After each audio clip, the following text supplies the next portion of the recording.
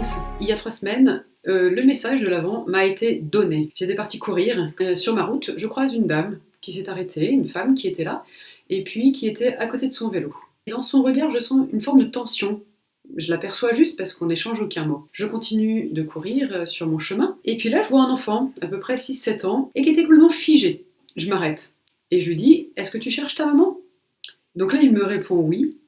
Les larmes se mettent à couler de ses yeux alors que jusqu'avant, il était stoïque, il tenait bien debout. Et je lui dis « Ta maman, tu sais, elle est pas très loin, elle est juste là-bas, elle t'attend, je l'ai vue. Mais elle est dans le tournant, il faut que tu continues à pédaler et tu vas la voir. Je te promets, je viens de la voir. » Là-dessus, il ne monte pas sur son vélo immédiatement, il semble attendre. Je lui pose la question « Pourquoi tu ne montes pas sur ton vélo ?»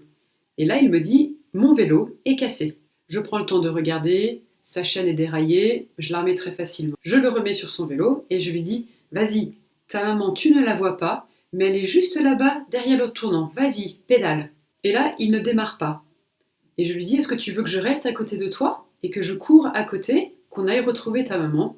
Et là, il me répond « Oui, reste avec moi. » Et à ce moment-là de l'histoire, vous allez comprendre pourquoi je vous dis que cette histoire m'a été donnée pendant ce temps de l'Avent.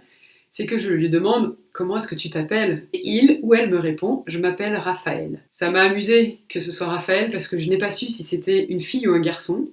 Mais en y réfléchissant sur la suite de ma course, ça m'a marqué très très fort et je me suis dit que c'était peut-être mon ange pour aujourd'hui et mon messager pour aujourd'hui. Voici le Seigneur Dieu, voici votre Dieu. C'est le message qu'on entend ce week-end. Prends le chemin, prépare le chemin. Alors vous voyez que le lien il est facile à faire avec ma petite histoire. Dieu est là, juste au tournant. Mais nous sommes arrêtés. Et nous ne le voyons pas. Et comme la femme, il attend. Son regard est tendu vers toi. Il t'attend, il t'espère, il guette ton arrivée. Peut-être qu'il se fait encore du souci. Que lui est-il arrivé ? Qu'a-t-il fait de ce temps où on ne s'est pas vu ? Est-ce qu'il va bien ? Je l'aime, je voudrais le retrouver au plus vite.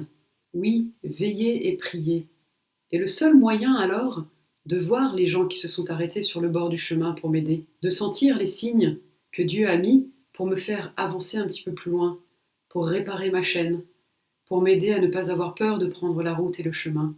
Veiller et prier pour entendre quelle route je dois prendre.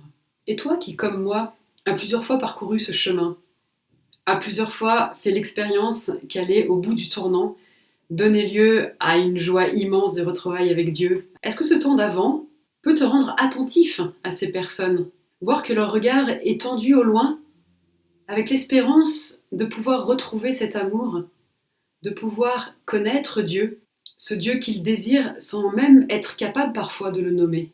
Alors chacun de vous en ce temps de l'Avent, je vous propose de lire les textes d'aujourd'hui et les textes de demain. Ils sont merveilleux. Ils vous annoncent que Dieu est là, juste au tournant, tout près, tout près, tout près. Prenez la route, prenez le chemin.